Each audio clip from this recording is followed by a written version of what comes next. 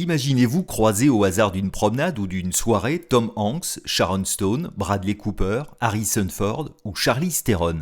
À Los Angeles, les stars sont partout, pour de vrai, sans besoin d'aller au cinéma pour les voir. Ces rencontres behind the scene, Martine Kouralélingue, française expatriée à LA depuis 25 ans, mariée à un producteur américain, les raconte avec délectation dans son livre Dreamland, paru aux éditions Lazare et Capucine. Elle nous attend en direct de la Cité des Anges. Soyez les bienvenus.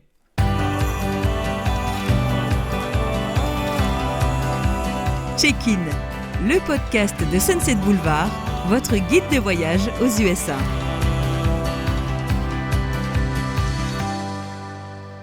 Bonjour à tous, bonjour Martine Kouralélingue. Bonjour Jean-Christophe. Merci d'être avec nous en direct de Los Angeles pour nous parler de ce premier livre, un bouquet de chroniques sur vos rencontres professionnelles ou privées, certaines fortuites avec les stars d'Hollywood, mais pas que. C'est aussi un regard ciselé sur les dessous de Los Angeles. Qu'est-ce qui vous a décidé à écrire ce livre ? Voilà, je pense que ça s'est passé au fil des années. Je pense pas qu'on décide d'écrire comme ça du jour au lendemain. Je pense que c'est en nous.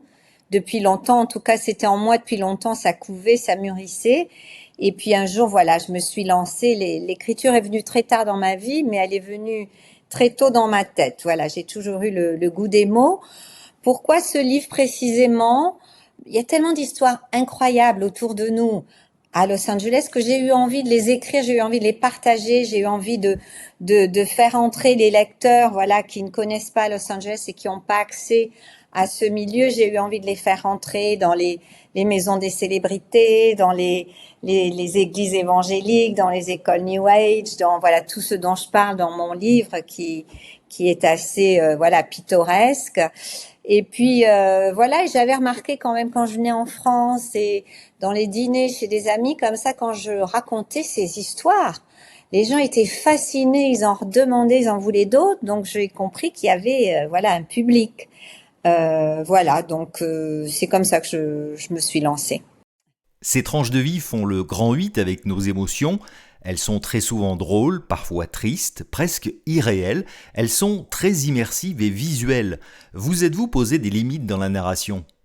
Alors non, pas du tout. Je ne me suis posé aucune limite parce que justement, je voulais que le lecteur il puisse entrer vraiment dans la vie d'Hollywood et je voulais rien cacher. Je voulais pas, voilà, je voulais que ça soit le livre. Je voulais que ça soit une porte ouverte et que le lecteur n'ait plus qu'à s'y engouffrer, qu'à s'imprégner de ce souffle qui est sur la ville. Donc évidemment, il y a la petite limite juridique, hein, parce que il y a des choses qu'on peut raconter et d'autres non, mais sinon il n'y a eu aucune limite, non.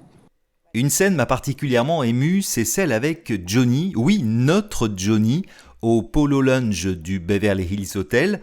Il n'était d'ailleurs pas seul. Est-ce que vous pourriez nous la raconter ? Mais bien sûr. Alors oui, Johnny, il faisait partie un peu de la vie de Los Angeles pour nous les Français, hein, parce qu'il était là partout. Voilà, on le voyait quand on allait chercher les enfants à l'école, il était là. Il venait chercher Jade et Joy. Il était là un peu partout, sans garde du corps, comme on l'a jamais vu en France.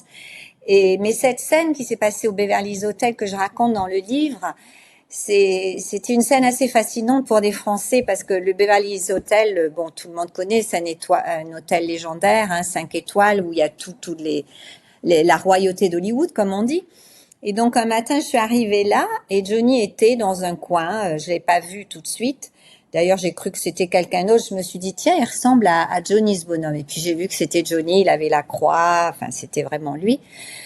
Il était dans un petit coin, un petit peu à l'écart. Ouais, on voyait qu'il voulait pas du tout se mettre en avant. Et puis 2 personnes sont arrivées qui étaient des gens du monde de la musique, je pense. Là, ils étaient habillés en noir avec la petite boucle d'oreille et les tennis blancs, enfin l'uniforme du producteur de musique ici. Et ils se sont assis ensemble, ils ont discuté. Et quand est arrivé dans le restaurant Al Pacino, et alors quand Al Pacino est arrivé, ça a été vraiment le remue-ménage dans le restaurant. Tout le monde regardait, ils l'ont installé à la table en plein milieu pour que tout le monde le voie, voilà. Et ça a créé une petite vague. Et moi, je regardais Johnny parce que il m'intéressait beaucoup plus qu'Al Pacino, bien sûr. Et il était installé dans son coin, il faisait pas de bruit. Donc voilà, le meeting s'est terminé. Les deux producteurs se sont levés. Entre-temps, ils avaient bu une bouteille de blanc, hein. Et puis ils se sont levés, ils sont partis. Et là, Johnny s'est levé lui-même pour partir. Comme il habitait à l'hôtel à ce moment-là, il fallait qu'il traverse tout le restaurant pour sortir de l'autre côté qui était l'accès des chambres à l'hôtel, etc. Donc j'ai vu une scène qui est inimaginable pour un Français, c'est-à-dire Johnny qui s'est levé, sans garde du corps, sans personne, qui a traversé tout le restaurant, et c'est un très long restaurant. Il passait entre les tables très lentement, hein, il était fatigué, ça se voyait, très lentement. Personne ne le regardait. Tout le monde regardait Al Pacino. Et il a traversé tout le restaurant comme ça. Et je me disais, mais c'est dingue, parce que la même scène à Paris, c'est l'émeute. C'est l'émeute. Il y aurait des gardes du corps partout, il y aurait des fans partout, parce que ça aurait tourné en 10 secondes. Et là, rien. Et en même temps, je me disais, mais en fait, c'est pour ça qu'il est ici. Parce qu'il a envie d'être tranquille, il en peut plus d'être l'idole des jeunes, il en peut plus d'être la star partout où il va. Là, il se promène en plein milieu de l'hôtel probablement le plus médiatisé du monde. Il se balade, personne le reconnaît, il est sorti sans rien, sans faire de bruit. Et je me suis dit, et pour moi, je me suis dit, mais c'est incroyable cette scène. C'est incroyable, et en fait, c'était comme ça que Johnny vivait à Los Angeles. Partout où il allait, c'était comme ça pour lui. Et je pense que même si Johnny, au fond du cœur, c'était la France, hein, c'est là qu'il voulait être, c'était son pays, c'était la France, c'était pas les États-Unis. Mais je pense que voilà, il était fatigué, il était déjà malade, ça se voyait. Il avait besoin d'être tranquille. Mais voilà, j'ai raconté la scène parce que pour un Français, c'était incroyable de voir Johnny comme ça. Quelle est la rencontre la plus improbable que vous ayez faite ? Alors, la plus improbable, j'en raconte une dans le livre qui était probablement la plus improbable, mais je vais pas vous la raconter parce que je veux pas dévoiler tout le livre. Alors, je vais vous en raconter une autre qui est pas dans le livre. Voilà, il y a quelques années, je suis allée voir un film. Je me souviens que c'était un film de Hugh Grant. Je me souviens plus du film. C'est un film anglais et c'était une projection pour les Anglais, voilà. Et donc une amie m'avait invitée. Elle m'avait dit viens, on vous garde 2 places. Et entre-temps, on a été pris dans le trafic. Je sais plus ce qui s'est passé. On est arrivé en retard au cinéma. Et donc mon amie m'avait texté. Elle m'avait dit on vous a gardé 2 places en bout de rang, on est au 7e rang, c'est facile à trouver même si vous arrivez dans le noir. Donc on est arrivé dans le noir, baissé, courbé pour gêner le moins possible, et puis on est descendu jusqu'au 7e rang, et là j'ai vu les 2 places. On s'est vite assise avec mon mari, en essayant vraiment de ne pas faire de bruit, et tout de suite on a regardé l'écran, voilà. Et puis j'ai remarqué pendant le film, j'ai juste remarqué que mon voisin, qui était assis à côté de moi, il avait, parce que ça brillait un peu malgré qu'on était dans l'obscurité, je voyais toute la couture de son jean était cousue de petites pierres brillantes. Voilà. Il avait des chaussures de mec, quoi, donc je savais que c'était un garçon. Et puis je me suis dit pendant le film, dis donc, il est assez extravagant celui-là, avec ses jeans comme ça brillants. Voilà, mais j'étais prise dans le film, puis j'ai pas regardé. Et à la fin du film, les lumières se sont allumées. J'ai entendu ce garçon qui me disait « Bonjour, ça va ?» avec un accent anglais très fort. C'était Ringo Starr. Ringo Starr, qui était là, qui était venu voir le film avec nous, avec nos amis. Et je savais pas qu'il allait être là, donc j'étais pas du tout prévenue. Et quand je me suis retournée, je l'ai regardé. J'ai eu vraiment un moment de silence avant de réaliser Ringo Starr qui me disait bonjour dans le cinéma. J'avais passé tout le film à côté de lui et je le savais pas. Ça, c'est la vie de Los Angeles, hein, ça arrive. Alors là, c'est particulièrement drôle parce que c'est Ringo Starr et que c'est une telle star planétaire que je m'attendais à tout sauf à ça. Dreamland, est-ce que ce n'est pas aussi l'occasion d'apporter un autre regard sur les stars et les échos que les médias en font ? Oui, oui, ça c'est quelque chose qui me tenait à cœur parce que justement comme on en rencontre beaucoup ici et puis je me sentais un peu obligée d'en parler puisque je fais un livre sur Los Angeles et que les stars font partie de Los Angeles. Je peux pas parler de Los Angeles sans parler des célébrités, mais je voulais pas en parler avec voyeurisme. Je voulais pas faire de ragot. Il y a des gens très bien qui font ça très bien. Je voulais faire autre chose et comme j'en connais quelques-uns personnellement, je voulais justement essayer de montrer un petit peu un côté qui est pas connu, qui est pas décrit par les tabloïds, tout ça, un côté un peu humain qui font d'eux des gens comme nous finalement. Ce qui me plaisait, c'était de faire entrer les lecteurs chez eux. Par exemple, il y a dans mon livre, on rentre dans la maison de Jacqueline Bisset, on rentre chez Pamela Anderson, on rentre chez Maria Carey, voilà, on voit la maison, on voit tout. Mais je voulais pas qu'il y ait de choses plus intimes que ça, voilà. Et par exemple, avec Pamela Anderson, on a cette idée de cette actrice un peu folle avec ses boyfriends et ses maris complètement barjots, ses opérations esthétiques, etc. Mais en fait, Pamela, quand on la connaît un petit peu, c'est une vraie maman poule. Et on n'a pas cette idée de Pamela comme ça. C'est une vraie maman poule. Et donc, dans mon livre, l'histoire que je raconte sur Pamela, pour illustrer un peu ce côté maman poule où Pamela, bon, maintenant ses enfants sont plus grands, mais quand ils étaient un peu plus petits, elle aurait fait n'importe quoi pour ses enfants, y compris ne pas aller refuser un voyage à Cannes pour faire le tapis rouge, être reçue dans les yachts, etc. pour la première de son film. Et elle l'a fait. Et c'est quelque chose que je raconte dans mon livre. J'en dirai pas plus, mais voilà. Et je la montre donc comme maman poule et j'essaie avec chacune des célébrités de les montrer un petit peu de façon différente de ce à quoi on est habitué par la presse people, quoi. Voilà. Parce que ce sont des personnes comme vous et moi, voilà, qui ont des vies, des enfants, des familles, des maladies, voilà. Donc il faut pas aussi oublier ce côté-là de ces gens-là, quoi. C'est vrai qu'il y a beaucoup de bienveillance dans votre plume. Ah oui, oui, oui. C'est un parti pris dès le départ. Je ne voulais pas que ce livre soit un jugement, une critique. Je voulais absolument pas que ça soit une critique de la société américaine ou de la société de Los Angeles.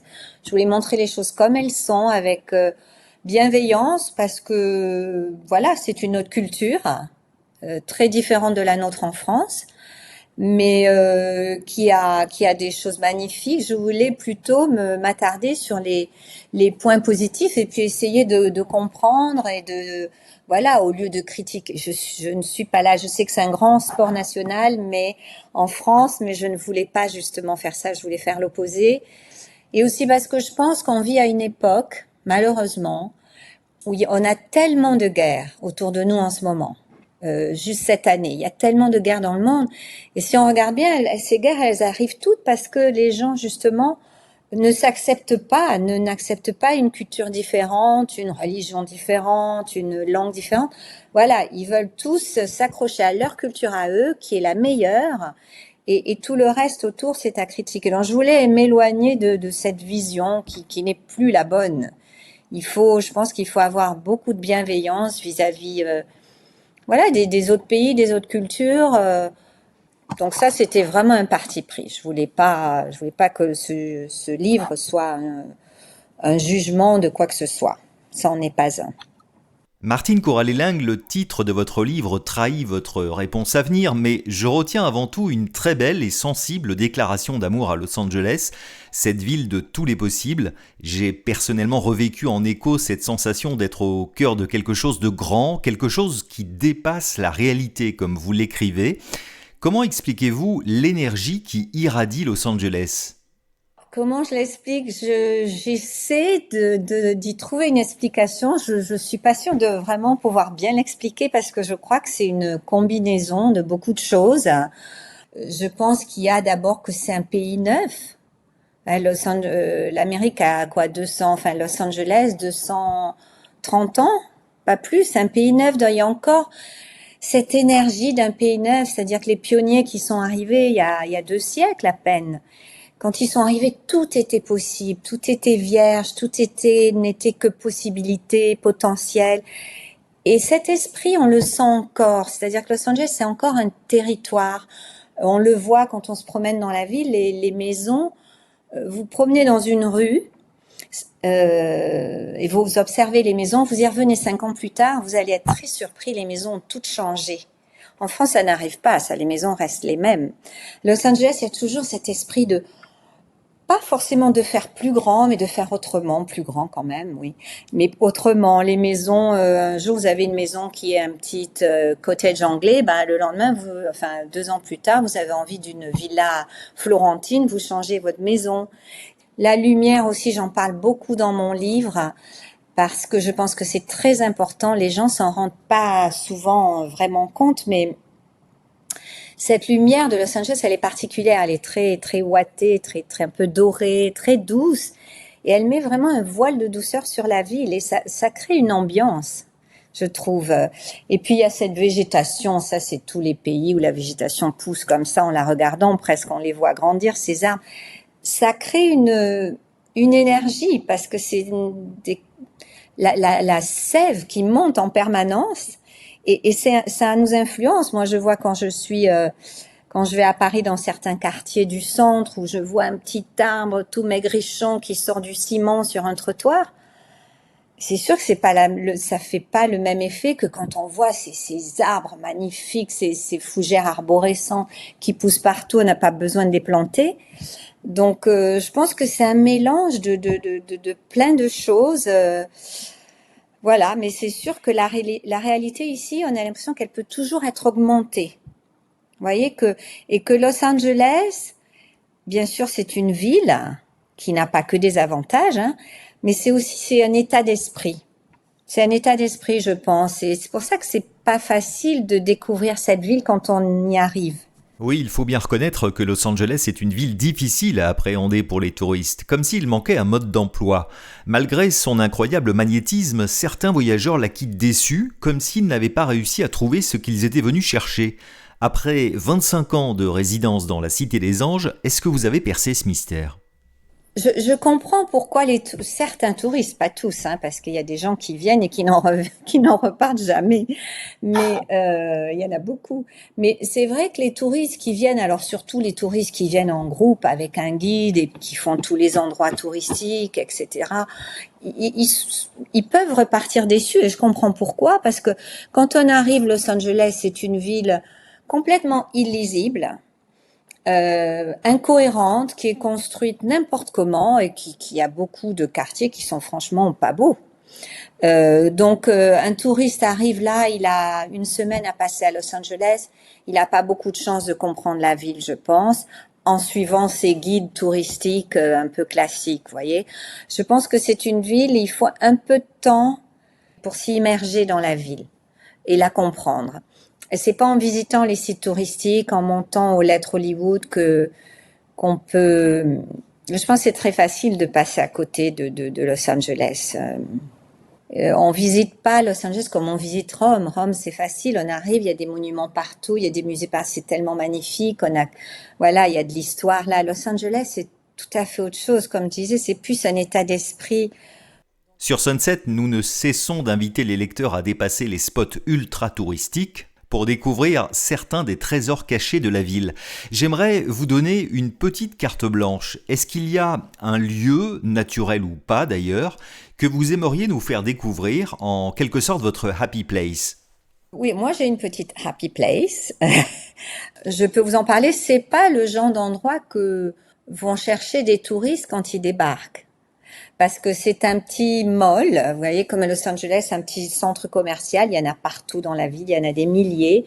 Ça, c'est un petit centre commercial qui est un peu en dehors des sentiers battus, puisqu'il est juste là, en haut de Mulholland. C'est un endroit très particulier, d'ailleurs on parlait de Johnny tout à l'heure, mais Johnny, quand il est arrivé ici, avant qu'il achète sa maison à Pacific Palisades, il avait loué une maison là, collé au mall, et il était au mall tous les jours, parce qu'il y a un Starbucks, il y a un restaurant italien, un restaurant japonais, un deli, il y a une petite épicerie, il y a une petite poste, enfin c'est tout petit, mais c'est ce qui À mon sens, qui rapproche le plus d'une vie de village, qui n'existe pas beaucoup à Los Angeles. C'est-à-dire que c'est vraiment pour un quartier. Tous les gens du quartier y vont.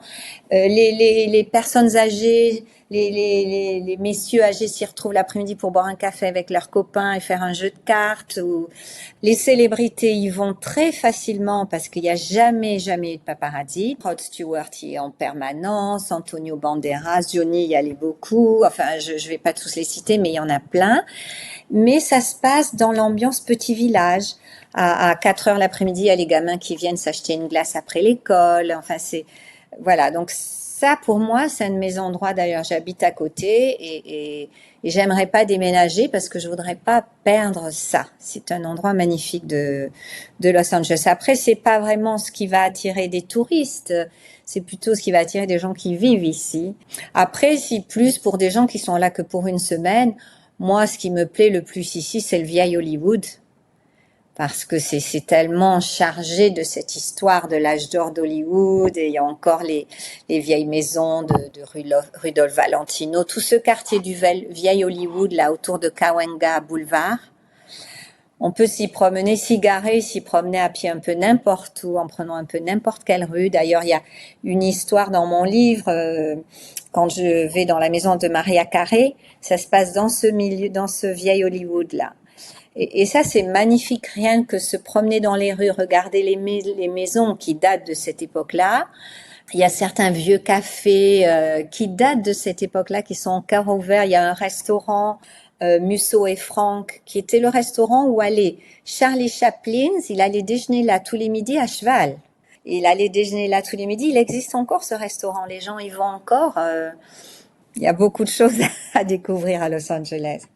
Quel conseil donneriez-vous à un voyageur pour ne pas passer à côté de Los Angeles ? Ne pas trop se diriger vers les places touristiques, vers les endroits touristiques, je dirais. Voilà, et le vieil Hollywood, et puis la vieille ville de Los Angeles, l'endroit où tout a commencé. La première maison de Los Angeles existe encore, elle est à visiter. Et ça, c'est vraiment une visite à faire, même si elle est très touristique. Parce qu'ils ont vraiment gardé la maison en l'état, c'est-à-dire qu'elle n'a pas été... vous voyez vraiment la maison comme elle était à l'époque où les gens y vivaient. C'est une ville très différente de l'Europe, très très différente. Si vous voulez une ville américaine plus européenne, c'est à San Francisco qu'il faut aller. Los Angeles, c'est une ville très très différente, très californienne. Et c'est pas une ville où on vient en cherchant les repères européens. Ils y sont pas. Je pense que ce serait peut-être mon conseil. Merci Martine Corallelang pour cet entretien en direct de Los Angeles et pour ce livre rafraîchissant, bourré d'anecdotes et qui, je l'espère, fera voir autrement la Cité des Anges. Voilà, et merci à vous pour toutes ces belles questions et merci à vous de m'avoir invité et je suis ravie que vous ayez aimé.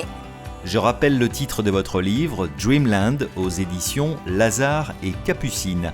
Vos commentaires, vos réactions, vos partages sont les bienvenus, notamment sur notre chaîne YouTube. Cela va aider les algorithmes à rendre notre podcast plus visible. Merci d'avance. À très bientôt pour un nouvel épisode de Check-in et d'ici là, prenez soin de vous.